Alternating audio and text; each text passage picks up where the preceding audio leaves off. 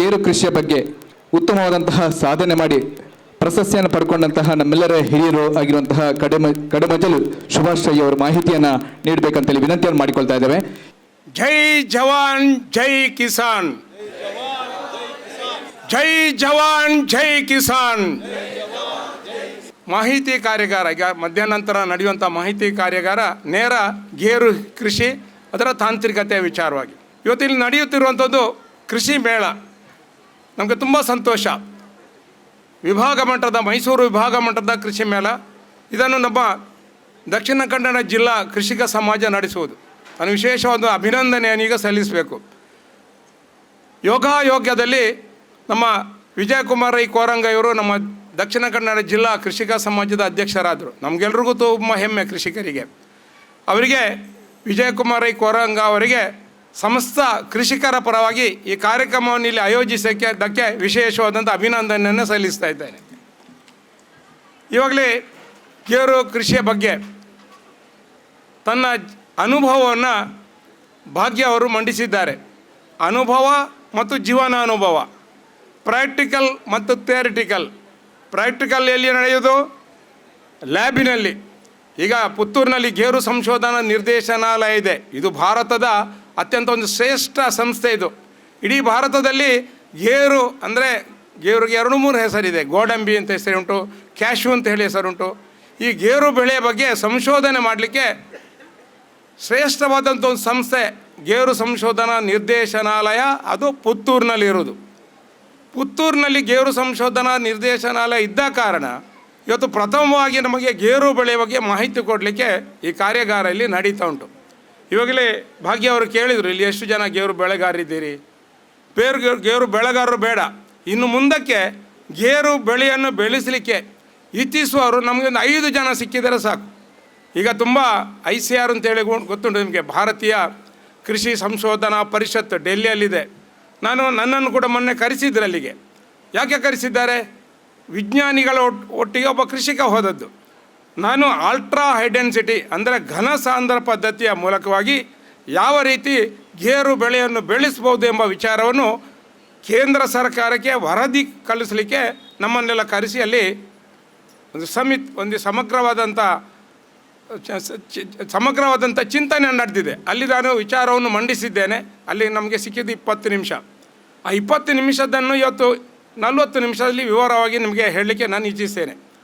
ನಾನು ಒಬ್ಬ ಕೃಷಿಕ. ಕೃಷಿ ಎಂದರೆ ಶಬ್ದದ ಅರ್ಥ ಏನು? ಒಬ್ಬರಲ್ಲಿ ಕೇಳಿದರು ನನ್ನಲ್ಲಿ. ನಮಗೆಲ್ಲ ಸನ್ಮಾನ ಪ್ರಶಸ್ತಿಗಳೆಲ್ಲ ಸಿಗುವಾಗ ನನ್ನ ಬದಿಯಲ್ಲಿ ಒಬ್ಬ ಕೃಷಿಕ ಕೇಳಿದರು, ಕೃಷಿ ಅಂದರೆ ಏನು? ರೈತ ಅಂದರೆ ಏನು? ಕಿಸಾನ್ ಅಂದರೆ ಏನು? ಕಿಸಾನ್ ಅದು ಹಿಂದಿಯಲ್ಲಿ, ರೈತ ಅಂದರೆ ಕನ್ನಡದಲ್ಲಿ. ಕೃಷಿಕ ಎಂಬ ಶಬ್ದ ಅದು ಸಂಸ್ಕೃತದಿಂದ ಬಂದದ್ದು. ಕೃ ಅಂದರೆ ಕೃಷ್ಣ ಒಬ್ಬ ಸಾಧಕ, ಅಲ್ಲಿಂದ ಕೃಷಿಕ ಬಂದದ್ದು. ಕೃಷಿ ಅಂದರೆ ಶಬ್ದದ ಅರ್ಥ ಸಾಧನೆ, ಕೃಷಿಕ ಅಂದರೆ ಸಾಧಕ. ಕೃಷಿಯಲ್ಲಿ ಕೃಷಿ ಮಾಡೋದು, ಸಾಧನೆಯಲ್ಲಿ ಸಾಧನೆ ಮಾಡಿದರೆ ಮಾತ್ರ ಒಬ್ಬ ಕೃಷಿಕ ದೇಶದ ಅನ್ನದಾತ ಆಗ್ಬೋದು, ಅನ್ನದಾತ ಸುಖೀಭವ ಆಗ್ಬೋದು. ನಾನು 18ನೇ ವರ್ಷ ಪ್ರಾಯದಲ್ಲಿ ಕೃಷಿಯನ್ನು ಪ್ರಾರಂಭ ಮಾಡಿದ್ದೇನೆ. ಆಫ್ಟರ್ SLC ಅಂದರೆ 15 ವರ್ಷ ಕಳೆದು 18 ದಾಟಿದೆ ಅಷ್ಟೇ. ಈಗ ನನಗೆ ಎಷ್ಟು 75 ಪಾಸ್ ಆಯಿತು. ನಿರಂತರವಾಗಿ 56 ವರ್ಷಗಳ ಕೃಷಿ.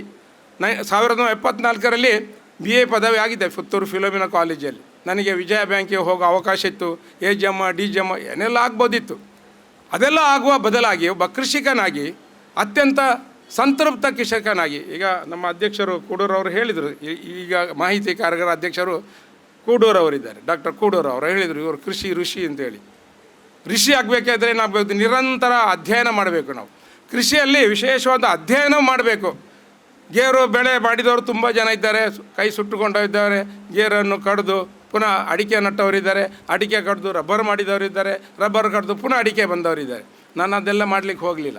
ನಾನು 14 ಎಕರೆ ಗೇರು ಕೃಷಿ ಮಾಡ್ತಾ ಇದ್ದೇನೆ. ಈಗ 2013ರಲ್ಲಿ ಪ್ರಾರಂಭ ಮಾಡಿದ್ದೇನೆ. ಈ ಗೇರು ಕೃಷಿ ಪುತ್ತೂರಿನ ಗೇರು ಸಂಶೋಧನಾ ನಿರ್ದೇಶನಾಲಯದ ಭಾಗೀದಾರಿತ್ವ ಅಂದರೆ ಪಾರ್ಟಿಸಿಪೇಟರಿ ಡೆಮಾನ್ಸ್ಟ್ರೇಷನ್. ಪ್ರತಿ ಸಂದರ್ಭದಲ್ಲಿ ಕೂಡ ನಮ್ಮಲ್ಲಿಗೆ ವಿಜ್ಞಾನಿಗಳು ಬರ್ತಾರೆ, ನಮ್ಮ ತೋಟವನ್ನು ನೋಡ್ತಾರೆ. ಇಡೀ ಭಾರತ ದೇಶದಿಂದ ಬರುವಂಥ ಎಲ್ಲ ಗೇರು ಕೃಷಿಕರನ್ನು ಯಾರು DCRಗೆ ಬರ್ತಾರೆ ಅವರು ನಮ್ಮಲ್ಲಿ ಕಳಿಸ್ಕೊಡ್ತಾರೆ, ಹೋಗಿ ಸುಭಾಶ್ರೀ ಅವರ ತೋಟ ನೋಡಿ. ನನ್ನ ಹೆಸರು ಕಡಮಜಲು ಸುಭಾಶ್ರೀ. ಕಡಮಜಲು ಈಗ ಸ್ವರ್ಣ ಮಜಲ್ ಆಗಿರ್ಬೋದು. ಇದು ಆಗಿದ್ದು ಹೇಗೆ? ನನಗೆ ಜಿಲ್ಲಾ ರಾಜ್ಯೋತ್ಸವ ಪ್ರಶಸ್ತಿ ಬಂದಾಗ ಮಾಧ್ಯಮದವರೆಲ್ಲ ಬಂದರು, ನಿಮಗೆ ಸಿಕ್ಕಿದ ಇದೊಂದು ಅರ್ಹತೆಗೆ ಸಿಕ್ಕಿದ ಪ್ರಶಸ್ತಿ ಅಂತ ಹೇಳಿದರು. ನಾನು ಹೇಳಿದೆ, ಅರ್ಹತೆ ಹೇಗೂ ಗಳಿಸಲಿಕ್ಕೆ ಆಗ್ತದೆ? ಅರ್ಹತೆ ಗಳಿಸಲಿಕ್ಕೆ ಆಗ್ತದೆ, ನಮ್ಮ ಪ್ರಾಮಾಣಿಕ ಶ್ರಮಕ್ಕೆ ಸಿಕ್ಕಿದ ಪ್ರಶಸ್ತಿ ಅಂತೇಳಿ ನೀವು ಬರೀರಿ ಅಂತ ಹೇಳಿದೆ. ಶ್ರಮ ಪಡಬೇಕು. ನಾನು ಪಂಚಸೂತ್ರಗಳಿವೆ ಅದನ್ನು ಹೇಳಿ ಮತ್ತು ನಿಮಗೆ PPTಯ ಮೂಲಕ ನನ್ನ ಗೇರು ತೋಟವನ್ನು ತೋರಿಸಲಿಕ್ಕೆ ತುಂಬ ಸಂತೋಷ ಪಡಲಿಕ್ಕಿದ್ದೇನೆ. ಪಂಚಸೂತ್ರಗಳೇನು? ಒಂದನೆಯದು ಪರಿಜ್ಞಾನ, ಅಂದರೆ ಡೀಪ್ ಸ್ಟಡಿ ಮಾಡಬೇಕು. ನಾವು ಈಗ ಇಲ್ಲಿ ರೈತರು ತುಂಬ ಬರಲಿಲ್ಲ, ಇದು ದೌರ್ಭಾಗ್ಯ ನಮ್ಮದು. ರೈತರೆಲ್ಲ ತಿರುಗ್ತಾ ಇದ್ದಾರೆ, ಅದನ್ನು ನೋಡಿಕೊಂಡು ಹೋಗೋದು, ಮನೆಗೆ ಹೋಗಿ ಒಂದು ಮಂದಿರ ಗುಡಿಸು ಹೊಡೆದು ಮಲಗೋದು. ಅಂದರೆ ವಿಚಾರವನ್ನು ತಿಳ್ಕೊಳ್ತಾರ ಕೃಷಿಕರು? ಅದು ಆಸಕ್ತಿ ಇಲ್ಲ ಕೃಷಿಕರಿಗೆ. ಸರಿಯಾದ ವಿಚಾರವನ್ನು ತಿಳ್ಕೊಳ್ಬೇಕು. ಈಗ ಗೇರು ಕೃಷಿ ಮಾಡೋದಿದ್ದರೆ ಅವನಿಗೆ ಮೊದಲೇ ಅದನ್ನು ಸರಿಯಾದ ಜ್ಞಾನ ಅಂದರೆ ಡೀಪ್ ಸ್ಟಡಿ ಮಾಡಬೇಕು. ನಂತರ ಪರಿಶ್ರಮ, ಹಾರ್ಡ್ ವರ್ಕ್ ಮಾಡಬೇಕು.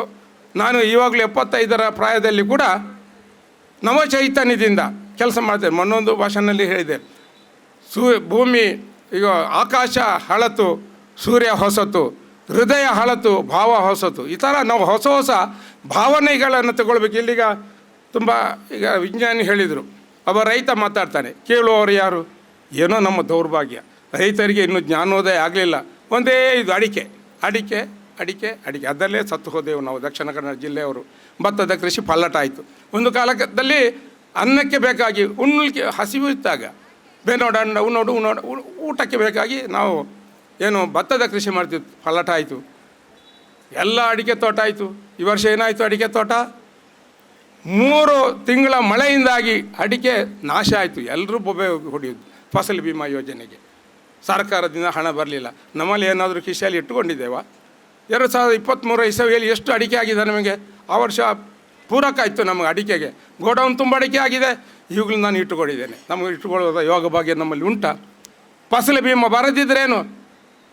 ತುಂಬ ಇಳುವರಿ ಬಂದಾಗ ಸ್ವಲ್ಪ ಇಟ್ಟುಕೊಳ್ಳೋದು. ಆ ಜಾಯಮಾನ ಕೃಷಿಕನಲ್ಲಿಲ್ಲ. ಅದಕ್ಕೆ ಬೇಕಾದಂಥ ಆಹಾರ ಪೋಷಕಾಂಶ ಕೊಡೋ ವ್ಯವಧಾನ ರೈತರಿಲ್ಲ. ಅದರಿಂದ ನಾವು ಸೋತಿದ್ದೇವೆ. ಎರಡನೇದು ಪರಿಶ್ರಮ, ಸೂಪರ್ ಮೇಂಟೆನೆನ್ಸ್. ಮೂರನೇದು ಪರಿಪೂರ್ಣ ನಿರ್ವಹಣೆ. ನೀವು ನಮ್ಮ ತೋಟ ಬಂದು ನೋಡಿ, ಅದರ ಒಳಗೆ ಬರುವಾಗಲೇ ಭಾರಿ ಖುಷಿ ಆಗ್ತದೆ. ಖುಷಿ ಆಗೋದು ಹೇಗೆ? ಅದರ ನಿರ್ವಹಣೆ, ಪರಿಪೂರ್ಣ ನಿರ್ವಹಣೆಯನ್ನು ಮಾಡ್ತಿದ್ದೇನೆ. 4ನೇದು ಪತ್ನಿ, ಹೆಂಡತಿಯನ್ನು ಕೂಡ ಅದಕ್ಕೆ ಜೋಡಿಸಿಕೊಳ್ಬೇಕು. ನನ್ನ ಹೆಂಡತಿ ಬಂದಿದ್ದಾಳೆ, ಪ್ರೀತಿ ಹೆಸರು, ಮೊನ್ನೆ ಎದ್ದು ನಿಲ್ಲು. ಅವಳು ಪೂರ್ತಿ ನನ್ನ ತೋಟದ ಕೆಲಸ ನೋಡ್ಕೊಳ್ತಾರೆ. ನಾವು ಜೊತೆಯಾಗಿ ಕೆಲಸ ಮಾಡ್ತೇವೆ. ಹಾಲು ಕರೆಯುವವನು ಬಾರದಿದ್ದರೆ ಹಾಲು ಕರೆಯುವವರೆಗೂ ನಮ್ಮ ದನ ಇದೆ ನಮ್ಮಲ್ಲಿ. ಅದನ್ನು ಗೋಬರ್ ಗ್ಯಾಸ್ ಮಾಡಿ ಸ್ಲರಿ ಮಾಡಿ 3000 ಗಿಡಗಳಿಗೆ ಸ್ಲರಿ ಕೊಡ್ತೇವೆ. ಅದಕ್ಕೆ ಬೇರೆ ಯಾವುದೇ ಗೊಬ್ಬರ ಬೇಕಾಗಿಲ್ಲ. ಅದರಲ್ಲಿ ಸತಿ ಕೊಳೆ ಹೊರಗೆ ಕಡಿಮೆ. ಸ್ಲರಿ ಕೊಟ್ಟಂಥ ತೋಟಕ್ಕೆ ನಾನು ಸ್ವಲ್ಪ ಪೊಟ್ಯಾಶ್ ಮತ್ತು ರಾಕ್ ಫಾಸ್ಫೇಟ್ ಹಾಕ್ತೇನೆ. ಬೇರೆ ಯಾವುದು ಗೊಬ್ಬರ ಹಾಕೋದಿಲ್ಲ. ಮತ್ತು ಸ್ವಲ್ಪ ತೋಟಕ್ಕೆ ಕುರಿ ಗೊಬ್ಬರ ಎಲ್ಲ ಹಾಕ್ತೇವೆ. ಅದನ್ನೆಲ್ಲ ಕೇಳಬೇಕು ವಿಜ್ಞಾನಿಗಳಲ್ಲಿ. ಕುರಿ ಗೊಬ್ಬರ ಕೂಡ ಈಗ ಮೋಸಗಾರಿಕೆ ನಡೀತಾ ಉಂಟು. ನಾವು ಕುರಿ ಗೊಬ್ಬರ ಅಂದರೆ ಅದು ಒಳ್ಳೆ ಸಾವಯವ ಗೊಬ್ಬರ ಅಂತೇಳಿ ತಿಳ್ಕೊಂಡಿದ್ದೆವು. ಅದರಲ್ಲಿ ಏನು ಮೋಸಗಾರಿಕೆ ನಡೀತಾ ಉಂಟು ಅಂತ ಹೇಳ್ತಾರೆ. ನಾನು ಕೂಡ ಒಮ್ಮೆ ಬಳ್ಳಾರಿಗೆ ಹೋಗಿ ನೋಡಬೇಕು ಏನು ಗೊಬ್ಬರ ತುಂಬಿಸ್ಕೊಂಡು ಬರ್ತಾರೆ ಅಂತೇಳಿ. ಈ ಥರ ನಾವಿಬ್ಬರು ಜೊತೆಯಾಗಿ ಗಂಡ ಹೆಂಡತಿ ಕೆಲಸ ಮಾಡ್ತೇವೆ. 5ನೇ ಫಲಿತಾಂಶದ ಬಗ್ಗೆ ನಾವು ತಲೆ ಕೆಡಿಸ್ಕೊಳ್ಬಾರ್ದು. ಒಂದು ವರ್ಷ ಇಳುವರಿ ಕಡಿಮೆ ಆದರೆ ವರ್ಷ ಬರ್ತದೆ. ನೋಡಿ, ಈ ವರ್ಷ ಗೇರು ಬೆಳೆಗೆ ಹವಾಮಾನ ಪೂರಕವಾಗಿ ಉಂಟು. ಕಳೆದ ವರ್ಷ ಹವಾಮಾನ ಪೂರಕವಾಗಿಲ್ಲ. ನಾನು ಚಿಂತೆ ಮಾಡಲಿಲ್ಲ. ಅಡಿಕೆ ಒಳ್ಳೆ ಫಸಲಿತ್ತು, ರಬ್ಬರ್ ಒಳ್ಳೆ ಫಸಲಿತ್ತು ಕಳೆದ ವರ್ಷ. ಈ ಸರ್ತಿ ರಬ್ಬರ್ನ ಸ್ವಲ್ಪ ಇಳುವರಿ ಕಡಿಮೆ ಆದರೂ ಕೂಡ ಅಡಿಕೆ ಇಳುವರಿ ಕಡಿಮೆ ಆದರೂ ಕೂಡ ಕೊಳೆ ರೋಗದಿಂದ ಗೇರು ತೋಟದಿಂದ ನನಗೆ ಒಂದು ಫಸಲನ್ನು ಗಳಿಸುವಂಥ ಯೋಗ ಭಾಗ್ಯ ಈ ವರ್ಷ ನನಗೆ ಬರ್ಬೋದು. ಎಲ್ಲ ಬೆಳೆ ಬೆಳಿಬೇಕು. ನಾವು ಇಲ್ಲಿ ಬೆಳೆಯುವಾಗ ನಮ್ಮ ದಕ್ಷಿಣ ಕನ್ನಡ ಜಿಲ್ಲೆಯಲ್ಲಿ ಸಮಗ್ರ ಬೆಳೆಯನ್ನು ಬೆಳಿಬೇಕು. ಕೊಕ್ಕೋ ಉಂಟು ನನ್ನಲ್ಲಿ, ಗೇರುಂಟು, ಅಡಿಕೆ ಉಂಟು, ತೆಂಗು ಉಂಟು, ಕರಿಮೆಣಸು ಉಂಟು. ಕರಿಮೆಣಸು ಸ್ವಲ್ಪ ನಮ್ಮ ಕಳ್ಕೊಂಡಿದ್ದೇವೆ. ಆದರೆ ಯಾವುದಾದ್ರು ಒಂದು ಬೆಳೆ ನಮ್ಮನ್ನು ಉಳಿಸ್ತದೆ ಎಂಬ ದೃಷ್ಟಿಯಿಂದ ನಾನು ಅತ್ಯಂತ ಶ್ರದ್ಧೆಯಿಂದ ಆ ಗೇರು ಬೆಳೆಯನ್ನು ಬೆಳೆಸ್ತಾ ಇದ್ದೇನೆ. ಎಲ್ಲರೂ ಬಂದು ನೋಡ್ತಾರೆ. ಈ ಸಲ ಫಸಲು ಒಳ್ಳೆದುಂಟು. ನನಗೆ ಖಂಡಿತ 14 ಎಕರೆಯಲ್ಲಿ ನನ್ನ ಜೀವನಾಂಶಕ್ಕೆ ಬೇಕಾಗುವಷ್ಟು ಗೇರು ಬೆಳೆಯನ್ನು ನಾನು ಬೆಳೆಸಿ ಒಂದು ಸಂತೃಪ್ತ ಬದುಕನ್ನು ಒಂದೇ ಒಂದು ಬೆಳೆಯಿಂದ ಬದುಕುವುದೆಂಬ ಮಾತನ್ನು ಹೇಳಿ ನಿಮಗೆ ನಾನು ಇಲ್ಲಿದ್ದಂಥ ಕೆಲವು ರೈತರು ಹೊರಗೆ ಅಂತ ಜನ ಇತ್ತನ ಒಳ್ಳೆಯ ಬೆಳೆಯನ್ನು ಅಂತ ಪಿದಾಯ ತೂಪುಣೆ ಅಂತ ಹುಳ ಇಲ್ಲ ತೂಲೆ ಬಲೆ ಈತ ಮತ್ತು ವ್ಯವಸ್ಥೆ ಮಾಡ್ತಿದ್ದಾರೆ ಕೃಷಿಕ ಮೇಳದಾಗಲಿ ಕೃಷಿ ಮೇಳ ಖಾಲಿ ತಿರುಗ್ಯಾರ ಮಾತ್ರ ಅತ್ತೆ ದಾನಿ ಎಂಚ ಕೃಷಿ ಮಲ್ಪೊಳಿ ಎಂಬ ವಿಚಾರದ ಬಗ್ಗೆ ಸ್ವಲ್ಪ ತಿಳ್ಕೊಳ್ಳೋದು ಒಳ್ಳೆಯದು. ಇದು ನನ್ನ ಕೃಷಿ ಕ್ಷೇತ್ರಕ್ಕೆ ಬರುವಂಥ ದಾರಿ. ಸುಧಾರ 45 ಎಕರೆ ಜಾಗ ಇದೆ. 1 ಸೆನ್ಸು ಜಾಗ ಇನ್ನು ಕೃಷಿ ಮಾಡಲಿಕ್ಕೆ ಉಳಿದಿಲ್ಲ. ಎಲ್ಲ ಕೃಷಿ ಆಗಿದೆ. ಅಡಿಕೆ ತೋಟ ಉಂಟು, 20 ಎಕರೆ ರಬ್ಬರ್ ಉಂಟು, 14 ಎಕರೆ ಗೇರು ತೋಟ ಉಂಟು, ತೆಂಗಿನ ತೋಟ ಎಲ್ಲ ಕೃಷಿ ಮಾಡಿಕೊಂಡು ನಾವಿಬ್ಬರು ಅತ್ಯಂತ ಸುಖ ಸಮೃದ್ಧಿಯಿಂದ ಅದರೊಳಗಿದ್ದೇವೆ. ಡೈಲಿ ಪರ್ಮನೆಂಟ್ ಕೆಲಸ ಮಾಡೋ ಕೆಲಸಗಾರಿದ್ದಾರೆ. ಕೆಲಸಗಾರರು ಅಂತ ಹೇಳು, ಕೆಲಸದವರು ಅಂತ ಹೇಳ್ಬಾರ್ದು. ನಾವು ಕೂಡ ಕೆಲಸಗಾರರು. ಇದನ್ನು ನಿಮಗೆ ನಾನು ಇದು ನಾನು ವಿಶೇಷವಾಗಿ ಇವತ್ತು ಮಾತನಾಡುವ ವಿಷಯ ಅಲ್ಟ್ರಾ ಹೈ ಡೆನ್ಸಿಟಿ ಅಂದರೆ ಘನ ಸಾಂದ್ರ ಪದ್ಧತಿಯಲ್ಲಿ ಯಾವ ಥರ ಗೇರು ಬೆಳೆಯನ್ನು ಮಾಡಬಹುದೆಂಬ ವಿಚಾರವನ್ನು ನಿಮಗೆ ತಿಳಿಸಲಿಕ್ಕೆ ಇಚ್ಛೆಪಡ್ತೇನೆ. ವಿಜ್ಞಾನಿಗಳಾದಂಥ ಭಾಗ್ಯ ಅವರು ತುಂಬ ವಿಚಾರವನ್ನು ತಿಳಿಸಿದ್ದಾರೆ. ನಾನು 2013ರಲ್ಲಿ ಗೇರು ಬೆಳೆ ಪ್ರಾರಂಭ ಮಾಡಿದ್ದು. 2013ರಲ್ಲಿ 4 ವೆರೈಟಿಗಳನ್ನು 4 ಗೇರು ತಳಿಗಳನ್ನು ನಾನು ಆಯ್ಕೆ ಮಾಡಿಕೊಂಡಿದ್ದೇನೆ. ಪ್ರಥಮ VRI 3 ಎಂಬ ಅದು ವೃದ್ಧಾಚಲಂ ಅಂತ ಹೇಳ್ತಾರೆ. ಅದನ್ನು ಇದು ಪ್ರಾರಂಭದಿಂದ ಮಾಡಿ ನೋಡಿ. ಪ್ರಾರಂಭದಲ್ಲಿ ನಾವು ಗುಡ್ಡವನ್ನು ಬರಡು ಭೂಮಿ, ಅದಕ್ಕೆ ನೀರಾಶ್ರಯ ಬೇಡ. ಆದರೂ ಫಸಲು ಬರುವಾಗ ಸ್ವಲ್ಪ ನೀರು ಕೊಟ್ಟರೆ ಸಾಕು. ಪ್ರಾರಂಭದಲ್ಲಿ ಈ ಥರ ನಾವು JCB ತಂದು ಅಲ್ಲಿರುವ ಎಲ್ಲ ಗಿಡಗಂಟೆಗಳನ್ನು ಒಂದು ರಾಶಿ ಮಾಡಿ ಅದಕ್ಕೆ ಬೆಂಕಿ ಕೊಟ್ಟು ಅದನ್ನು ಒಂದು ಫಲವತ್ತಾದಂಥ ಜಾಗವನ್ನು ಈ ಥರ ಲೆವೆಲಿಂಗ್ ಮಾಡಿಕೊಳ್ಬೇಕು. ಅನಂತರ ಅದಕ್ಕೆ ಹೊಂಡ ತೆಗಿಬೇಕು. ಈಗ ಮೇಡಮ್ರವ್ರು ಕೂಡ ಹೇಳಿದ್ದಾರೆ, ಒಂದು 2 ಫೀಟು ಟ್ಯಾರಿಸ್ ಮಾಡಿಕೊಳ್ಬೇಕು. ನಮ್ಮ ರಬ್ಬರ್ ತೋಟದ ಹಾಗೆ ರಬ್ಬರ್ ತೋಟದಲ್ಲಿ ನಾವು ಟ್ಯಾರಿಸ್ ಮಾಡ್ತೇವೆ, ಅದೇ ರೀತಿ ಟ್ಯಾರಿಸ್ ಮಾಡಿಕೊಂಡು ಅಲ್ಲಲ್ಲಿ ಹೊಂಡಗಳನ್ನು ಮಾಡಿ ಅದಕ್ಕೆ ಸ್ವಲ್ಪ ಸಾವಯವ ಗೊಬ್ಬರ, ಯಾವುದಂದರೆ ದನದ ಗೊಬ್ಬರ ಅಥವಾ ಕುರಿ ಗೊಬ್ಬರ ಹಾಕಿ ಒಂದು ತಿಂಗಳ ಮೊದಲೇ ಅದನ್ನು ತಯಾರು ಮಾಡಿ ಇಟ್ಟುಕೊಳ್ಬೇಕು. ಸಾಧಾರಣ ಜೂನ್ ತಿಂಗಳಿನಲ್ಲಿ ನಾನು ಗಿಡ ತಂದದ್ದು ಇಲ್ಲಿ ಕಸಿ ಕಟ್ಟಿದಂತಹ ಗೇರು ಗಿಡಗಳನ್ನು ನಮ್ಮ DCRನಿಂದ ನಮಗೆ ವಿಜ್ಞಾನಿಗಳು ತಂದು ಕೊಟ್ಟಿದ್ದಾರೆ. ಅದೇ ರೀತಿ ಅಲ್ಲಿ ಗೇರು ಬೆಳೆಯನ್ನು ನೆಡುವ ಸಂದರ್ಭದಲ್ಲಿ ಕೂಡ ವಿಜ್ಞಾನಿಗಳು ಬಂದು ಯಾವ ಥರ ಗೇರು ಅನ್ನು ನೆಡಬೇಕೆಂಬ ಮಾಹಿತಿಯನ್ನು ಕೊಟ್ಟಿದ್ದಾರೆ. ಜೂನು 2013 ಜೂನ್ 20ನೇ ತಾರೀಕಿಗೆ ನಾನು ಈ ಗೇರು ಗಿಡಗಳನ್ನು ಕಸಿ ಕಟ್ಟಿದ್ದ ಗೇರುಗಳನ್ನು ನೆಟ್ಟಿದ್ದೇನೆ. 3 ತಿಂಗಳು ಮಳೆ ಬಂದಿದೆ ಆ ವರ್ಷ ಕೂಡ. ಇದೇ ಥರ 2013ನೇ ಇಸವಿಯಲ್ಲಿ ಕೂಡ ನಾವು ತುಂಬ ಕೊಳೆ ರೋಗದಿಂದ ಅಡಿಕೆಯನ್ನು ಕಳ್ಕೊಂಡಿದ್ದೇವೆ. 3 ತಿಂಗಳು ಕೂಡ ಒಂದು ಗಿಡ ಸಾಯಲಿಲ್ಲ ಇದರದ್ದು, ಯಾವುದು ಗೇರುದು. ಅಂದರೆ ಅದು ಯಾವ ರೀತಿ ನಡಬೇಕು, ಅದರಲ್ಲಿ ನೀರು ಇಂಗಿ ಹೋಗುವಾಗೆ ಮಾಡಿಕೊಂಡು ಅದಕ್ಕೆ ಸ್ವಲ್ಪ ಗೊಬ್ಬರ ಮೇಲ್ಗೊಬ್ಬರ ಕೂಡ ಕೊಟ್ಟು ನೆಟ್ಟ ಕಾರಣ ಒಂದೇ ಒಂದು ಗಿಡ ನಾನು ಒಟ್ಟು 14 ಎಕರೆಯಲ್ಲಿ ಒಮ್ಮೆಲೆ ಗಿಡ ನೆಟ್ಟಿದ್ದೇನೆ. 2 ಎಕರೆ ಅಲ್ಟ್ರಾ ಹೈ ಡೆನ್ಸಿಟಿಯಲ್ಲಿ VRI 3 ನೆಟ್ಟದ್ದು. ಅದಕ್ಕೆ ವೃದ್ಧಾಚಲಂ ಅಂತ ಹೇಳ್ತಾರೆ. ಅದು ನಮ್ಮ ತಮಿಳ್ನಾಡು ಕಡೆಯ ಗಿಡ. ಅದು ಸೂಪರ್. ನಾನು ರೈತರಿಗೆ ಅಥವಾ ಈಗ ಮಾಧ್ಯಮದಲ್ಲಿ ಕೆಲವು ಜನ ಮನೆಯಲ್ಲಿ ಕೂತು ನೋಡೋರು ಇರ್ಬೋದು. ಈಗ ಗೇರು ಬೆಳೆ ಮಾಡಬೇಕು, ಯಾಕೆಂದರೆ ಎಲ್ಲ ಬೆಳೆ ಬೇಕು ಅಂತ ಇರುವ ರೈತ ಈಗ ನಮ್ಮಲ್ಲಿ ಜಮೀನು ಕಡಿಮೆ ಆಗ್ತಾ ಉಂಟು.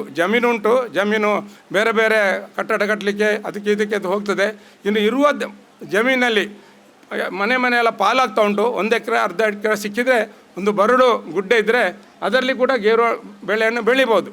ಅದಕ್ಕೇನು ಮಾಡಬೇಕಂದ್ರೆ ಅಲ್ಟ್ರಾ ಹೈ ಡೆನ್ಸಿಟಿ. ಈಗ ಅಲ್ಟ್ರಾ ಹೈ ಡೆನ್ಸಿಟಿಯಲ್ಲಿ 1 ಎಕರೆಯಲ್ಲಿ 200 ಗಿಡ ಅಂದರೆ 3 ಮೀಟರ್ ಚೌಕದಲ್ಲಿ 3 ಮೀಟರ್ ಅಂದರೆ 10 ಫೀಟು. ಕೆಲವರು ಕೇಳ್ತಾರೆ 10 ಫೀಟು ತುಳು ನಾಲ್ಕೆ ನಂಡ ದೈ ಆಪುಂಡ 10 ಫೀಟ್ ನೆಡ್ಬೋದು.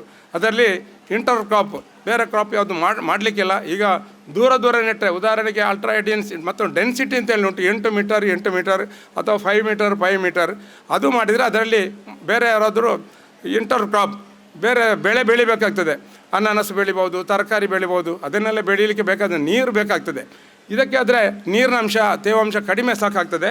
ಅದಕ್ಕೆ ನಾವು ಇದು 3 ಮೀಟರ್ಗೆ ನೆಟ್ಟು ಮಧ್ಯದಲ್ಲಿ ಬೇಕಾದಷ್ಟು ಜಾಗ ಇರ್ತದೆ. ಅದಕ್ಕೆ ಈ ರೀತಿ ನೆಟ್ಟರೆ 3 ವರ್ಷದಲ್ಲಿ ನನಗೆ ಪ್ರಥಮ ವರ್ಷ ನಾನು ಫಸಲು ತೆಗೆದಿದ್ದೇನೆ.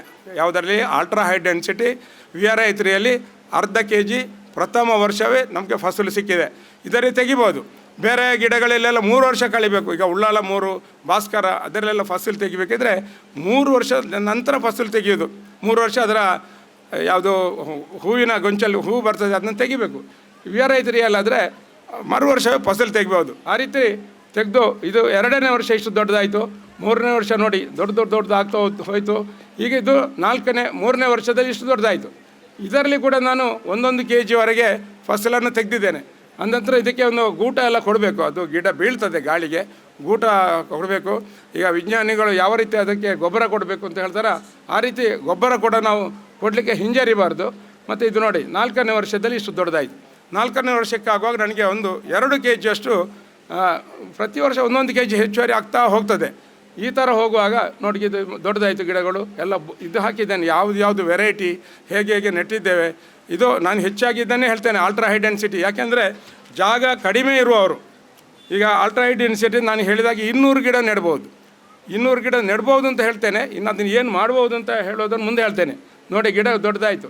ಈ ಥರ ಇದು 2013ರಲ್ಲಿ ನೆಟ್ಟದು. ಒಂದು 5 ವರ್ಷದಲ್ಲಿ ಈ ಥರ ಆಯಿತು. 2018ಕ್ಕೆ ಆಗುವಾಗ ಈ ಥರ ಆಯಿತು. ಮತ್ತು ನೋಡಿ ಮರ ದೊಡ್ಡದಾಗ್ತಾ ಹೋಯಿತು. 2019-20ರಲ್ಲಿ ನಾವು ಪ್ರೂನಿಂಗ್ ಮಾಡಲಿಕ್ಕೆ ಶುರು ಮಾಡಿದ್ದೀವಿ.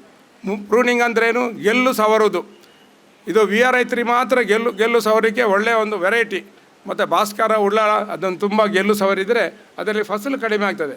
ಇದನ್ನು ಸೂಪರ್ ಗೆಲ್ಲು ಸವರುವಂಥ ಕೆಲಸವನ್ನು ಮಾಡಿದ ತೋರಿಸುವುದು. ನೋಡಿ ಇದು ಗೆಲ್ಲು ಸವರುವುದು. ನಮಗೆ ವಿಜ್ಞಾನಿಗಳು ಬಂದಿದ್ದರು ಆಗ, MG ನಾಯ್ಕ ಅಂದರೆ ಗಂಗಾಧರ ನಾಯ್ಕರು, ಡಾಕ್ಟರ್ ಗಂಗಾಧರ ನಾಯ್ಕರು ಮತ್ತು ಮೋಹನ್ರು ಅವರು ಬಂದು ನಮಗೆ ಯಾವ ಥರ ಅದನ್ನು ಗೆಲ್ಲು ಸವರಬೇಕು. ಕೆಲವರು ಗೆಲ್ಲು ಸವರದಂದರೆ ಎಲ್ಲ ಕಡಿಯುವುದು ಮರಗಳನ್ನು.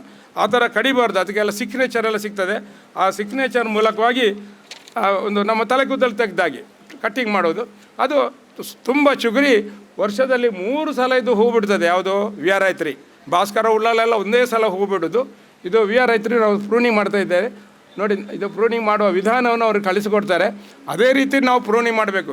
ಅದಕ್ಕೆ ಸ್ವಲ್ಪ ಬೋರ್ಡೋ ಮಿಕ್ಸ್ಚರ್ ಸ್ಪ್ರೇ ಮಾಡಬೇಕು. ನಾವು ನಮ್ಮಲ್ಲಿ ಮಿಸ್ಟ್ ಫ್ಲವರ್ ಎಲ್ಲ ಇದೆ. ಬೋರ್ಡೋ ಮಿಕ್ಸ್ಚರ್ ಸ್ಪ್ರೇ ಮಾಡಿದರೆ ಅದು ಒಳ್ಳೆ ರೀತಿ ಚಿಗುರಿ. ನೋಡಿ ನನ್ನ ಹೆಂಡತಿ ಅವಳು ಕೂಡ ಪ್ರೂನಿಂಗ್ ಮಾಡಲಿಕ್ಕೆ ಪ್ರಯತ್ನ ಮಾಡ್ತಿದ್ದಾಳೆ.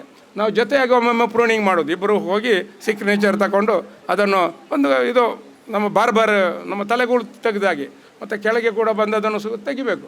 ಈ ಥರ ನಾವು ಜೊತೆಯಾಗಿ ಕೆಲಸ ಮಾಡಿ ನೋಡಿ. ಈಗ ಮರ ದೊಡ್ಡದಾಯಿತು. ಈಗ ಎಷ್ಟು ದೊಡ್ಡದಾಯ್ತು ಅಂದರೆ ತುಂಬ ದೊಡ್ಡದಾಯಿತು ಮರ. ಅದರಲ್ಲಿ ನೆಕ್ಸ್ಟ್ ಒಂದು ಮರ ತೆಗಿತೇವೆ ನಾವು. ಹೇಗೆ ತೆಗೆಯೋದು? ಮಧ್ಯದಿಂದ ತೆಗೆಯೋದಲ್ಲ, ಆಲ್ಟರ್ನೇಟಿವ್. ಒಂದು ಇಂದು ತೆಗೆದ್ರೆ ಮತ್ತೊಂದು ಮೇಲಿನ ಸುತ್ತ ಸಾಲಿನಲ್ಲಿ ಒಂದೊಂದು ಮರವನ್ನು ತೆಗಿಬೇಕು.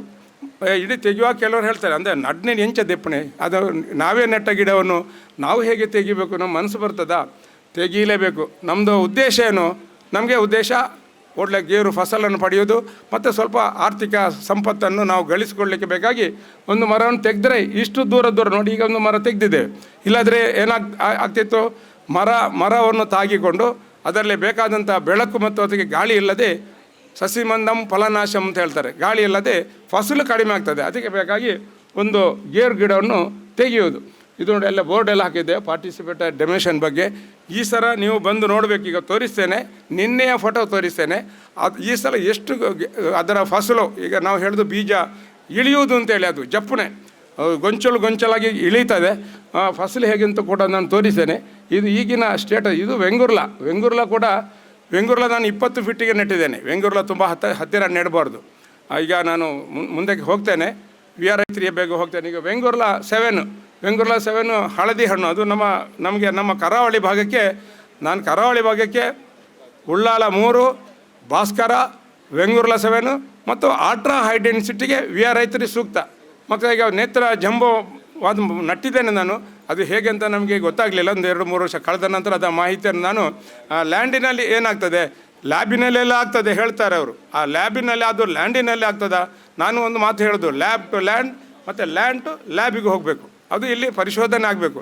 ನನ್ನ 14 ಎಕರೆ ತೋಟವನ್ನು ಪುತ್ತೂರು DCR ಗೇರು ಸಂಶೋಧನಾ ನಿರ್ದೇಶನದವರು ಭಾಗೀದಾರಿತ್ವದಲ್ಲಿ ತಗೊಂಡು ನಮ್ಮ ಸಂಶೋಧನೆಗೆ ನನ್ನ ಜಾಗವನ್ನು ಬಿಟ್ಟುಕೊಟ್ಟಿದ್ದೇನೆ. ಗೇರು ಫಸಲು ನಮಗೆ ಈ ರೀತಿ ಮಾಡ್ತಾ ಹೋಗೋ. ನೋಡಿ ಈಗಿನ ಸ್ಥಿತಿ ಇಷ್ಟು ಒಳ್ಳೆಯದಾಗಿದೆ. ವೆಂಗುರ್ಲ 7 ಈಗ 3ನೇ ವರ್ಷ ಇದ್ದು ವೆಂಗುರ್ಲ 7ಗೆ.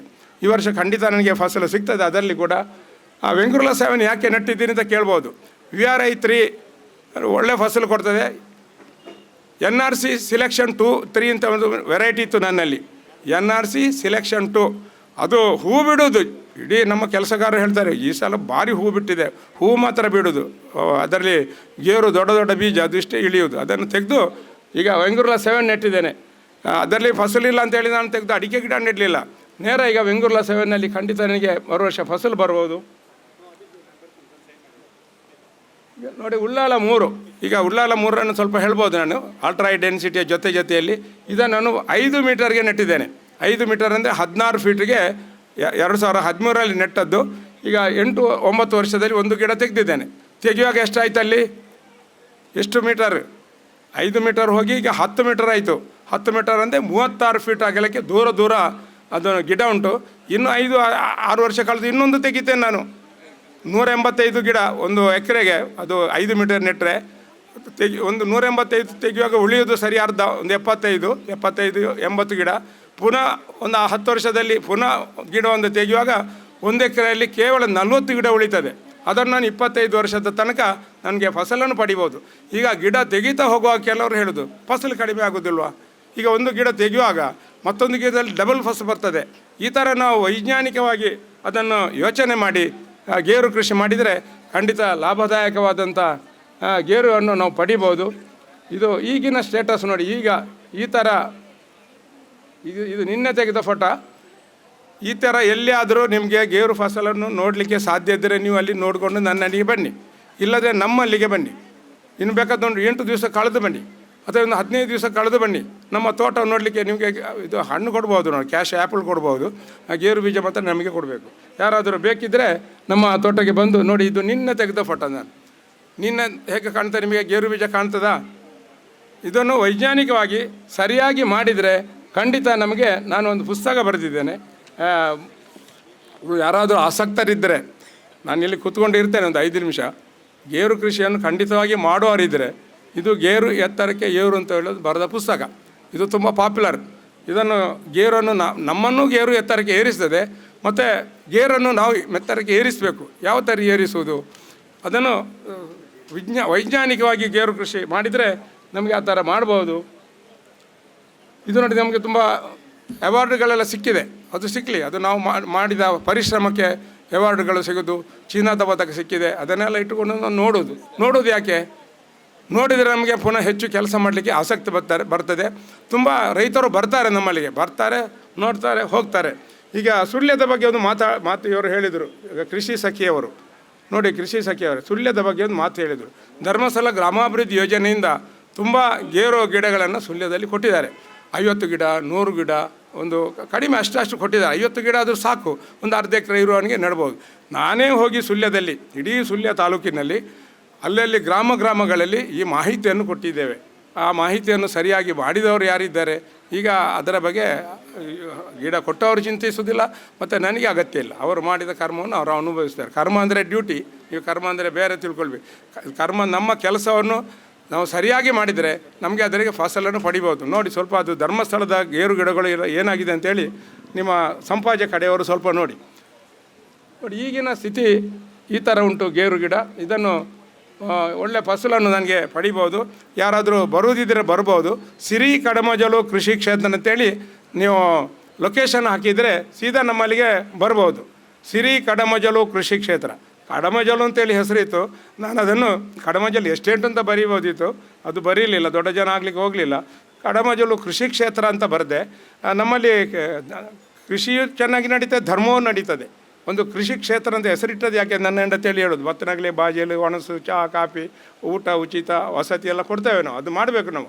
ಅದೇ ರೀತಿ ಧರ್ಮಕ್ಷೇತ್ರದಲ್ಲಿ ಧರ್ಮ ಸರಿ ನಡಿಬೇಕು. ಈಗ ಧರ್ಮಕ್ಷೇತ್ರದಿಂದ ಎಲ್ಲ ಗೇರು ಗಿಡ ಕೊಟ್ಟಿದ್ದಾರೆ, ಅದನ್ನು ಸ್ವಲ್ಪ ನೋಡಿ ಏನು ಮಾಡಿದ್ದಾರೆ ಅಂತೇಳಿ. ಬೇಕಾದ್ರೆ ನನ್ನನ್ನು ಕರೆಸಿ, ನಾನು ಕೂಡ ಇನ್ನೊಂದು ಬರ್ತೇನೆ. ಯಾರಿಗಾದರೂ ಮಾಹಿತಿ ಬೇಕಿದ್ದರೆ ನೀವು ನಮ್ಮಲ್ಲಿಗೆ ಬನ್ನಿ. ನಿಮಗೆ ಬೆಳಿಗ್ಗೆ ಬಂದರೆ ಚಹಾ, ಕಾಫಿ, ತಿಂಡಿ ಇರ್ತದೆ. ಮಧ್ಯಾಹ್ನ 1 ಗಂಟೆಗೆ ಊಟ. ನಮ್ಮ ಎಲ್ಲರೂ ಕೆಲಸಗಾರರು ಮತ್ತು ನಾವು 2-3 ಜನದ ಊಟ ಹೆಚ್ಚು ಮಾಡ್ತೇವೆ, ಊಟ ಕೊಡ್ತೇವೆ. ಸಂಜೆ ಚಹಾ ಕೊಡ್ತೇವೆ. ಬೇಕಾದರೆ ನಮ್ಮಲ್ಲಿ ಎಲ್ಲ ಜ್ಯೂಸುಗಳಿರ್ತವೆ ಕೆಲವು ಉಂಟು, ಅದನ್ನೆಲ್ಲ ಹೇಳಲಿಕ್ಕೆ ಹೋಗೋದಿಲ್ಲ. ನಮ್ಮಲ್ಲಿ ಇದು ಜ್ಯೂಸೇನು ಕೊಡ್ತೇವೆ ನಾವು. ಲಿಂಬು ಉಂಟು ನಮ್ಮಲ್ಲಿ, ಇದು ಇಂಥ ಫ್ಯಾಷನ್ ಫ್ರೂಟ್ ಉಂಟು, ಮತ್ತು ಕೆಲವರ ಉಂಟು. ಅದನ್ನೆಲ್ಲ ಹೇಳಿದರೆ ನೀವೆಲ್ಲ ಮುಗಿಬಿರ್ಬೋದು ಅಲ್ಲಿ ಬಂದು. ಆ ಥರ ನೀವು ಬನ್ನಿ, ಬಂದು ಸರಿಯಾದ ವಿಚಾರವನ್ನು ತಿಳ್ಕೊಳ್ಳಿ. ಈ ಸರಿ ವಿಶೇಷವಾಗಿ ಇದು ಮಾಹಿತಿ KCDC ಅವರಿಂದ ಕರ್ನಾಟಕ ಗೇರು ಅಭಿವೃದ್ಧಿ ನಿರ್ದೇಶನ ಅಭಿವೃದ್ಧಿ KCDC ಅವ್ರಿಗೆ ಸಾವಿರ ಎಕರೆ ಜಮೀನಿದೆ KCDC ಅವರಲ್ಲಿ, ಯಾವುದನ್ನು ಸರಿ ಮಾಡೋದಿಲ್ಲ. ನಮ್ಮಲ್ಲಿ ಒಂದು 100 ಎಕರೆ ಜಾಗ ಉಂಟು, ಅದರ ಒಳಗೆ ಹೋಗಲಿಕ್ಕೆ ಸಾಧ್ಯ ಇಲ್ಲ, ಅವರು ಮೇಂಟೈನ್ ಮಾಡೋದಿಲ್ಲ ಅಷ್ಟೇ. KCDC ಅಂದರೆ ಕರ್ನಾಟಕ ಗೇರು ಅಭಿವೃದ್ಧಿ ನಿಗಮ, ಅದಕ್ಕೆ ಅಧ್ಯಕ್ಷರಿದ್ದಾರೆ, ಅವರು ಬರ್ತೇನೆ ಅಂತ ಹೇಳಿದ್ದಾರೆ ಮಮತಾ ಗಟ್ಟಿ ಅವರು. ನಮಗೆಲ್ಲ ಗೇರು ಅಭಿವೃದ್ಧಿ ನಿಗಮದಲ್ಲಿ ಅಧ್ಯಕ್ಷರಾದವರು ಬಂದಿದ್ದಾರೆ, ನೋಡಿದ್ದಾರೆ, ಹೋಗಿದ್ದಾರೆ, ಅದನ್ನು ಸರಿ ಮಾಡೋದಿಲ್ಲ. ಈಗ ನಮ್ಮ ಕಳೆದ ವರ್ಷ ಕ್ಯಾಂಪ್ಕೋದ ಅಧ್ಯಕ್ಷರು ಬಂದರು, ಇವರು ಕಿಶೋರ್ ಕೊಡ್ಗಿ ಅವರು ಬಂದೆಲ್ಲ ನೋಡಿದರು. ಒಂದು ಗೇರು ಮರ ನೋಡಿ ಈತ ಇಂಚೆಲ್ಲ ಆಪುಂಡ, ನಾನು ಹೇಳಿದೆ ಆಪುಳೆಗ ಮಲ್ತಣ್ಣ ಮಾತ್ರ ಆಪುಣ ಅಂತ ಹೇಳಿದೆ. ಯಾವುದನ್ನು ಕೂಡ ನಾವು ಮಾಡುವ ರೀತಿಯಲ್ಲಿ ಮಾಡಿದರೆ ಖಂಡಿತ ಫಸಲು ನಮಗೆ ಒಳ್ಳೆ ರೀತಿಯಿಂದ ಸಿಗ್ಬಹುದೆಂಬ ಮಾತನ್ನು ಹೇಳುತ್ತಾ, ಈ ವಿಶೇಷವಾದ ಕೆಲವು ತಾಂತ್ರಿಕತೆಗಳನ್ನು ನಾವು ಅಳವಡಿಸುವುದು ಒಳ್ಳೆಯದು. ಈ ಮಾಹಿತಿ ಕಾರ್ಯಾಗಾರ ಒಂದು ಈಗ ಧರ್ಮಸ್ಥಳ ಗ್ರಾಮಾಭಿವೃದ್ಧಿ ಯೋಜನೆಯಲ್ಲಿ ಮಧ್ಯವರ್ಜನೆ ಶಿಬಿರದಲ್ಲಿ ಅವರು ಹೇಳ್ತಾರೆ, ಇದರ ಯಾರದು ಒಬ್ಬ ಬಿಟ್ಟರೆ ಸಾಕು ಅಂತೇಳಿ. ನಾನೇ ಹೇಳೋದು ಯಾರಾದರೂ ಒಬ್ಬ ಇದನ್ನು ಹಿಡ್ಕೊಂಡ್ರೆ ಸಾಕು, ನಾನು ಹೇಳಿದ್ದಾನೆ. ಅಲ್ಲಿ ಒಬ್ಬ ಬಿಟ್ಟರೆ ಸಾಕು.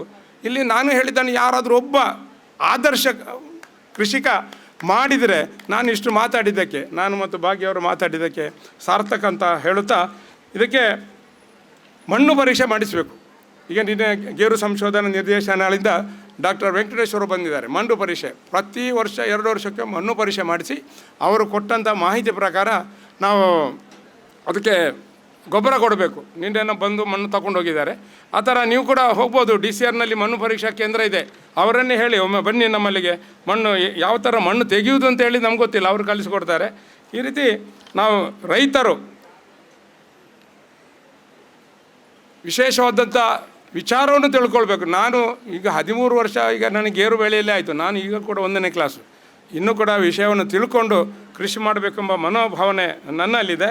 ನಮ್ಮಲ್ಲಿ ಮತ್ತೆ ರಮಣತ್ರಯವರು ಬಂದರು, ನಮ್ಮ ಮಾಜಿ ಸಚಿವರು, ಉಸ್ತುವಾರಿ ಸಚಿವರು, ನನಗೆ ಫೋನ್ ಮಾಡಿದರು, ಏನಾಡ್ಲು ಅಂತ ಗೇರು ತೋಟ ಉಂಟು ದಾಳ ಎಡ್ಡೆದ್ದಿ ನೆಂಚೆ ಮಾಡ್ಬಿಣೆ ಬಲ್ಲೆ ಅವರ ತೂಳಿ ಬಂದು ನೋಡಿದರು, ಭಾರಿ ಖುಷಿಪಟ್ಟರು. ಅವರು ಕೂಡ ಅದೇ ಥರ ಮಾಡೋದು ಅಂತೇಳಿ ತಿಳ್ಕೊಂಡು ಹೋಗಿದ್ದಾರೆ. ಈಗ ನಾಳೆ ಬರ್ತಾರೆ ಅವರು, ಏನು ಹೇಳ್ತಾರೆ ನೋಡುವ. ಈ ಥರ ಹಲವಾರು ವಿಜ್ಞಾನಿಗಳು ಪದೇ ಬರ್ತಾ ಇದ್ದಾರೆ. ನಮ್ಮ ಒಂದು ತೋಟವನ್ನೀಗ ಏನು ಅದಕ್ಕೆ ಯಾವ ಥರ ಗೊಬ್ಬರ ಕೊಟ್ಟರೆ ಏನು ಒಳ್ಳೆಯದು ಅಂತೇಳಿ ಎಲ್ಲ ತಿಳ್ಕೊಳ್ಳಿಕ್ಕೆ ಬರ್ತಾ ಇದ್ದಾರೆ. ಇದು ನಾವು ಬೆವರು ಸುರಿಸಿ ಕೆಲಸ ಮಾಡಿದರೆ ಮಾತ್ರ ನಮಗೆ ಈ ರೀತಿಯ ಫಸಲನ್ನು ಪಡೆಯಬಹುದು ಎಂಬ ಮಾತನ್ನು ಹೇಳ್ತಾ ಒಂದು ಸಾಹಿತ್ಯದ ಹಾಡನ್ನು ಹಾಡಲಿಕ್ಕೆ ನಾನು ಇಚ್ಛಿಸ್ತೇನೆ. ಬೆಳುವಳದ ಮಡಿಲಲ್ಲಿ ಬೆವರ ಹನಿ ಬಿದ್ದಾಗ ಒಂದೊಂದು ಬೆವರ ಹನಿ ಮುತ್ತಾಯ್ತದೋ. ಬೆಳುವಳದ ಮಡಿಲಲ್ಲಿ ಬೆವರ ಹನಿ ಬಿದ್ದಾಗ ಒಂದೊಂದು ಬೆವರ ಹನಿ ಮುತ್ತಾಯ್ತದೋ, ಒಂದೊಂದು ಬೆವರ ಹನಿ ಮುತ್ತಾಯ್ತದೋ. ಅದನ್ನು ನಾನು ತಿರುಗಿಸಿ ಹೇಳ್ತೇನೆ. ಕಡಮ ಜಲ ಮಡಿಲಲ್ಲಿ ಬೆವರ ಹನಿ ಬಿದ್ದಾಗ ಒಂದೊಂದು ಬೆವರ ಹನಿ ಏನಾಯಿತು, ಗೇರು ಬೀಜವಾಯಿತು. ಒಂದೊಂದು ಬೆವರ ಹನಿ ಒಂದೊಂದು ಬೀಜವಾಗಿ ಪರಿವರ್ತನೆ ಆಗ್ತದೆ, ಗೇರು ಬೀಜವಾಗಿ ಪರಿವರ್ತನೆ ಆಗ್ತದೆ. ಅದು ಪೌಷ್ಟಿಕಾಂಶವನ್ನು ಹೊಂದಿದಂಥ ಗೇರು ಬೀಜ. ಗೇರು ಬೀಜದಲ್ಲಿ ಎಲ್ಲ ಥರದ ಪೌಷ್ಟಿಕಾಂಶ ಕೂಡ ನಮಗೆ ಸಿಗ್ತದೆ. ಈಗ ಇಲ್ಲಿ ನಮ್ಮ ದೇಶದಲ್ಲಿ ಗೇರು ತಿನ್ನುವವರು ಜಾಸ್ತಿ ಇದ್ದಾರೆ, ಗೇರು ಬೀಜ ತಿನ್ನುವವರು ಜಾಸ್ತಿ ಇದ್ದಾರೆ. ಅದೇ ಕರ್ನಲ್ ಅಂತ ಹೇಳ್ತಾರೆ, ರಾ ಕ್ಯಾಶು ಮತ್ತು ಕರ್ನಲ್. ರಾ ಕ್ಯಾಶ್ ಇಲ್ಲಿ ಇರುವಂಥ ಫ್ಯಾಕ್ಟ್ರಿಗಳಿಗೆ, ಗೇರು ಸಂಶೋಧನಾ ಪರಿಷ್ಕರಣಾ ಸಂಸ್ಥೆಗಳಿಗೆ ಸಾಕಾಗೋದಿಲ್ಲ. ಬೇರೆ ದೇಶದಿಂದ ಬರೋದು, ಎಲ್ಲಿಂದ ಬರೋದು, ಆಫ್ರಿಕನ್ ಕಂಟ್ರಿಯಿಂದ, ಗಾನಾದಿಂದ ಬರೋದು ಅಥವಾ ವಿಯೆಟ್ನಾಮಿಂದ ಬರೋದು, ಈ ಥರ ಬೇರೆ ದೇಶದಿಂದ ಬರುವ ಬದಲಾಗಿ ನಮಗೆ ಬೇಕಾಗಿ ತಿನ್ನುವಂಥ ರಾ ಕ್ಯಾಶನ್ನು ನಾವೇ ಉತ್ಪಾದನೆ ಮಾಡಿದರೆ ಖಂಡಿತವಾಗಿ ನಮಗೆ ಧಾರಣೆ ಜಾಸ್ತಿ ಸಿಗಲಿಕ್ಕೆ ಸಾಧ್ಯತೆ ಉಂಟು. ಈಗೆಲ್ಲ ಲಾಬಿ ಇದೆ, ಎಲ್ಲದರಲ್ಲಿ ಕೂಡ ಲಾಬಿ. ಇಲ್ಲಿ ಬರುವಂಥ ಗೇರು ಇಲ್ಲಿಂದ ತರಿಸುವುದು ಪರದೇಶದಿಂದ, ಆಫ್ರಿಕನ್ ಕಂಟ್ರಿಯಿಂದ, ಇಲ್ಲಿ ಅದನ್ನು ಸಂಸ್ಕರಣೆ ಮಾಡಿ ಪುನಃ ಅಲ್ಲಿಗೆ ಕಳಿಸುವುದು ಅಂತೇಳಿ ಇಲ್ಲೇ ತಿಂದು ಹೋಗ್ತದೆ. ನಾವು ತಿನ್ನುವುದರಲ್ಲಿ ಭಾರಿ ಹುಷಾರು, ಬೆಳೆಸೋದ್ರಲ್ಲಿ ಸ್ವಲ್ಪ ಹಿಂದಿದ್ದೇವೆ. ಅದರಿಂದ ಸಣ್ಣ ಸಣ್ಣ ಹಿಡುವಳಿದಾರರು ಕೂಡ 1 ಎಕರೆ 2 ಎಕರೆ, ಈಗ ನಮ್ಮ ಡಾಕ್ಟ್ರು ಹೇಳಿದರು, ನಮ್ಮ ಸಭಾಧ್ಯಕ್ಷರು, ಅವರು ಕೂಡ ಮಾಡಿದ್ರಂತೆ ಗೇರು ತೋಟ. ಅದನ್ನು ಸ್ವಲ್ಪ ಮಾಡಿದ ರೀತಿಯಲ್ಲಿ ಸ್ವಲ್ಪ ಮಾಡಲಿಲ್ಲ. ಇನ್ನು ಮುಂದಕ್ಕಾದರೂ ಅದು ಗೇರು ತೆಗೆದು ಸ್ವಾಮಿ ನೀವು ಅಡಿಕೆ ಗಿಡ ನೆಡಬೇಡಿ, ಪುನಃ ನಮ್ಮ ವಿಜ್ಞಾನ ಸಂಸ್ಥೆಗೆ ಹೋಗಿ ಉತ್ತಮ ತಳಿಯ ಗೇರು, ಗ್ರಾಫ್ಟೆಡ್ ಗೇರು ಕಸಿ ಗಿಡಗಳನ್ನು ಕೊಂಡೋಗಿ ನಡಿ. ನಾನು ಹೇಳೋದು ನಿಮಗೆ ಯಾವುದು ಉಳ್ಳಾಲ 3 ಮತ್ತು ಭಾಸ್ಕರ ಇದನ್ನು ರೈತರಿ ನನ್ನಂಥವ್ರು ಮಾಡ್ಬೋದು, ಸ್ವಲ್ಪ ಶ್ರಮಜೀವಿ ಮಾಡ್ಬೋದು. ಸ್ವಲ್ಪ ಶ್ರಮ ಕಡಿಮೆ ಇದ್ದವರು ಉಳ್ಳಾಲ 3 ಮತ್ತು ಭಾಸ್ಕರ ಎಂಬ 2 ತಳಿಗಳನ್ನು ಆಯ್ಕೆ ಮಾಡಿ ನಮ್ಮ ಕರಾವಳಿಯಲ್ಲಿ ಬೆಳೆಸಿ ಉತ್ತಮ ಫಸಲನ್ನು ಪಡೆದು ನಾವೆಲ್ಲರೂ ಗೇರು ಕೃಷಿಯಿಂದ ಕೂಡ ನಮ್ಮ ದೇಶದ GDPಗೆ ಸ್ವಲ್ಪ ಹಣ ಬರುವ ಹಾಗೆ ಮಾಡೋಣ. ಈ ದೇಶದ ಸಂಪತ್ತಾಗಿ ರೈತ ಬದುಕುವಂಥ ಯೋಗ ಭಾಗ್ಯ ಬರಲಿ. ಇನ್ನು ಮುಂದೆ ಒಂದು ದಿನ ರೈತ ದೇವೋಭವ ಎಂಬ ಮಾತು ರೈತನಿಗೆ ಸಿಗಲಿ ಅಂತ ಆಶಿಸ್ತಾ ನನ್ನೊಂದು ಅವಕಾಶವನ್ನು ಕೊಟ್ಟಿದ್ದಾರೆ. ನಮಗೆ 4:15 ಗಂಟೆಗೆ ಇದನ್ನು ಮುಗಿಸಬೇಕು. ಈಗ 10 ನಿಮಿಷ ಬಾಕಿ ಉಂಟು.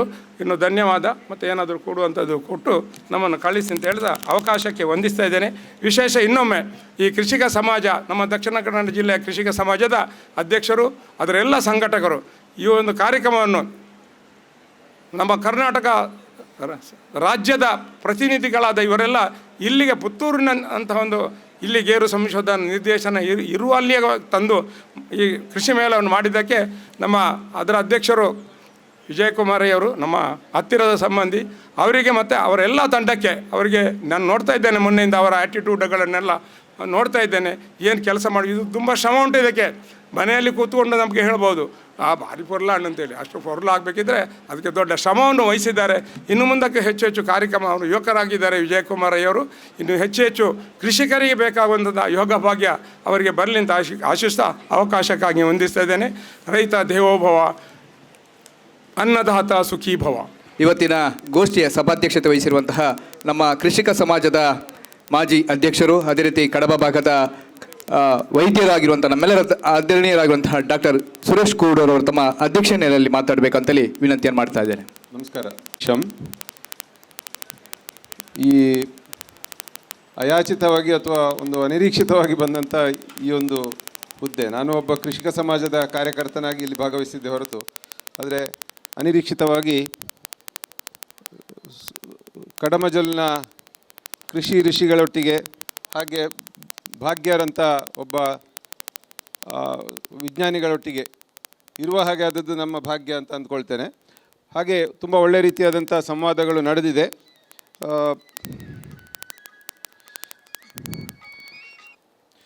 ಒಳ್ಳೆಯ ರೀತಿಯಾದಂಥ ಸಂವಾದಗಳು ನಡೆದಿದೆ.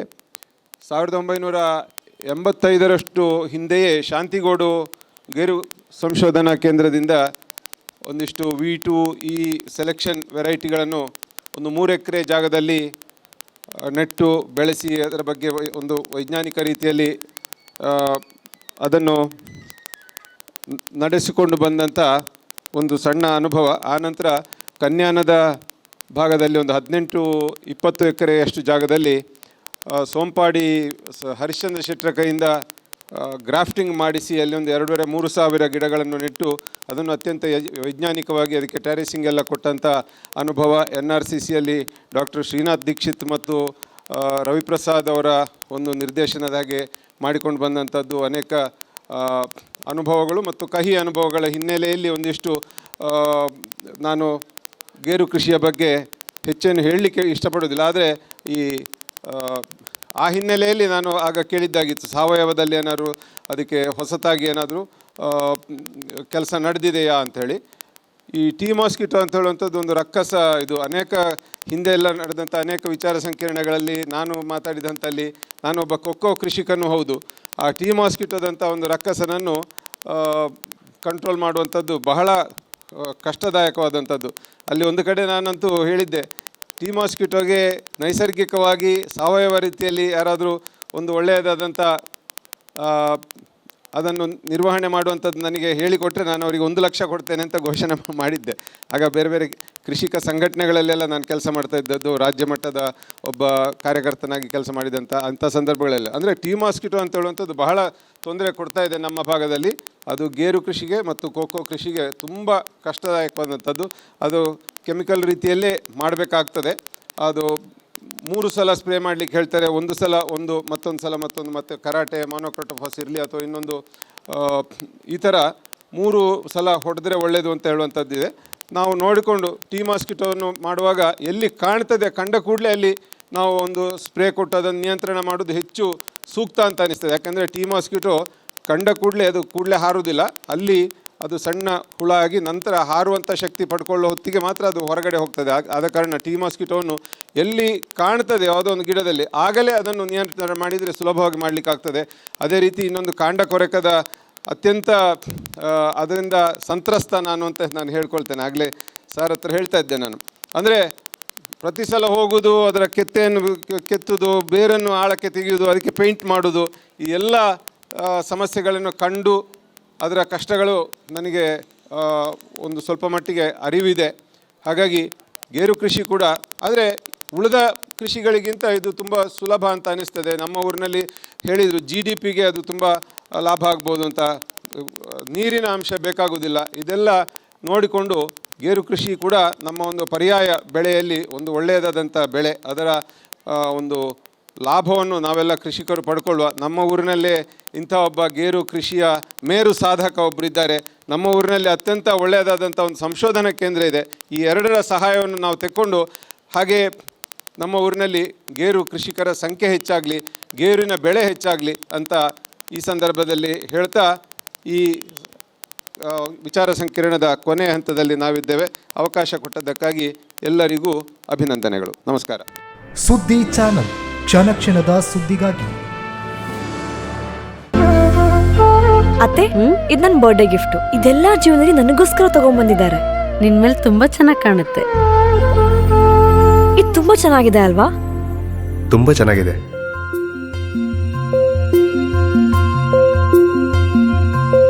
It will look really good on you. Amma? Huh? Mother is always son's first love.